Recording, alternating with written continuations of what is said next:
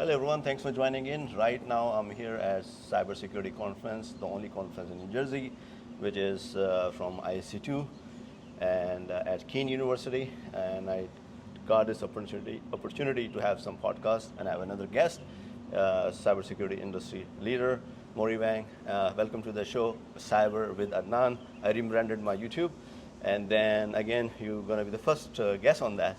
So again, thank you for spending some time with us, and introduce yourself, and then we'll talk about one of the burning topics. Great. Thank you so much, Anna, for having me on.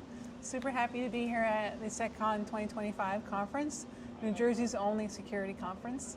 I'm here as a volunteer with the ISC2 chapter. We also have ISACA here at Kean University, and it's been a great day so far. Personally, a little bit about me. I'm a director of global security frameworks governance at mariezw Solutions. I've been in this field for over 10 years. Nice.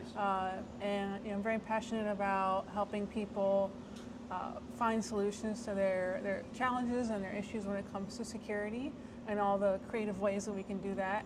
And there's so many tools out there and resources that people need to know about to help them be secure. Right. Now you mentioned a good point, helping the businesses. So it's again understanding the business cases. Every business is different, and then what works best for them. So we live in the world today, there is a risk everywhere, whether it's a cloud, on-prem, hybrid. And one of the topics come all the time is about people not doing the assessment of their environment. They just go to a new vendor or new SaaS product or in the cloud. So what do you have to say to those businesses? Yeah, I think when it comes to third-party risk, third-party suppliers and vendors, it's so critical to do your due diligence of those third parties and those vendors. You know, I think everyone keeps referencing the Target situation, right? They got into their HVAC system. It wasn't even like their point of sale or anything, it was their HVAC. So, you know, there are potentially a lot of vulnerabilities out there. There's risk, as you said, everywhere. There's no way to 100% cover all of the risk. But the most we can do is how do we get to as close to 100% as possible? How do we mitigate the impact to as minimal as possible using like controls and frameworks? And you know, a lot of it is process and policy driven. A lot of it is human driven. Training our people. You know, having those, you know, annual.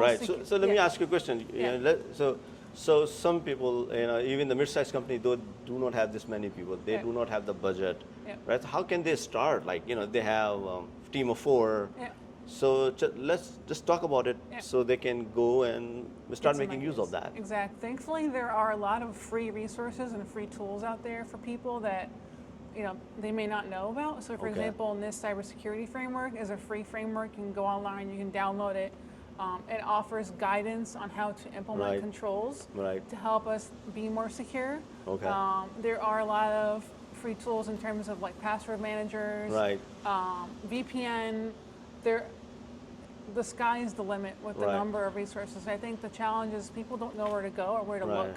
So how can we help them get that word out, educate them? These are the things that are available to you to help you be more secure, improve your resiliency as a business, protect your reputation as a business and your people. I mean, number one is people, right? We always say cybersecurity. People first, then your business, right? So you mentioned the frameworks, right?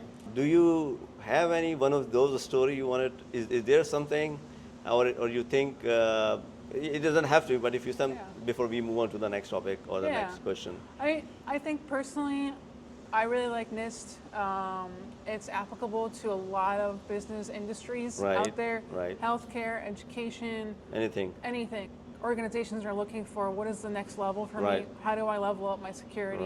What's available there? And 853 is a very robust framework. You made a good point, because usually when it comes to from technical to the management, regardless, somebody has to approve it. So I think assessing the risks would make sense for the investment in the right direction. If you do not assess your environment, where are you going to allocate your budget, right? Maybe you may need to put more money in vulnerability management program or buying an EDR or MDR versus some identity, right? So that's framework literally, if you assess your environment, can literally give the post-mortem and, hey, this is where I have more issues. and this is where an IT or security is supposed to spend the money, correct? Yeah, I mean, no, that's a really good point. So there's this myth, or there's probably a better word for it, I'll say myth, that security is an IT issue. Right. And security is really a leadership issue. Exactly. Like, you know, security teams need to bring up these items, risk profiles, etc., to their management, to their board, to their, you know, their board of directors and whoever, and say like, look, this is the risk we're seeing. This is what we need to mitigate the risk. Right. This is the impact if we do not do anything. Right. Right. Obviously, we know in cybersecurity you don't ignore risk, right? But you know, you have to present the data to them, right, and let them make a decision. But you know, it's you have to give them well-informed information, right, to do that. So now we move to our next topic, which is about specific to cloud. Yeah. So companies and we see everybody has some sort of a cloud, either hybrid or in a small mid-size, maybe they have 100% in the cloud. So are there any controls or something you wanted to suggest? Hey, just go do it first. These things, even if you don't have time for that. Yeah, I think you know, third-party risk definitely plays a role here. Right, there's obviously the big ones. Right, there's AWS, there's Azure, there's Google Cloud. Doing your assessment, but also you need to know what your business case is first. I see. It makes sense. What is your scope? What is the nature of your assets? What is, you know, all those information so that you can go in and do a reasonable risk assessment of those cloud providers. There's also, like you mentioned, hybrid. You may need to do like a public cloud and a private. Right. Depending upon your data. Right. There's certainly benefits to doing cloud, and then, like, so one example is. Some folks believe that with cloud, that means, oh, all the security responsibility is on the cloud provider. Yeah, that's the biggest mistake. Yeah. That's you can't do that. You can't do that, right? There's this concept of a shared responsibility model. Yes. Right? Like, you need to understand what you as the customer are responsible for, what they will do for you, right? That's very critical. Right. No, you kind of summarize in a very good way, because things have changed over the course of the time, where you don't really just go and you still have to implement the controls, but without discovering your environment and doing a basic level of risk or profile, you cannot prioritize your task. You got to make sure you have tight control on maybe on e-commerce related or identity versus, you know, depending what your business, as you just mentioned. Yes. So a company, what you're saying, having at least go understand your business case and then prioritize the identified items and then plan accordingly and implement those controls. So is there anything you wanted to add? Yeah, I think implement the controls, but then there's this concept of continuous monitoring, that's a big one.